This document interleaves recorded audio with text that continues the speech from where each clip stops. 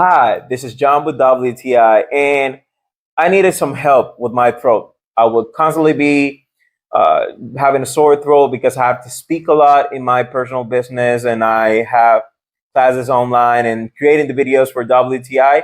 I used to get a lot of sore throat, but finding this essential peppermint oil that sometimes I drop it for my own throat directly. Yes, I do that, where I put it in my diffuser because peppermint oil is my favorite smell or scent whenever I'm trying to go to sleep or calm down, or if I just rub it in my hands.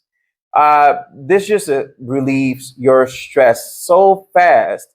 Something I like about this essential oil, it feels great on your skin if you are going to apply it. It feels great in your throat if you're going to have a couple of drops into it. And it has a really great applicator. So you just put a couple of drops wherever you want to do it, and it will do the job.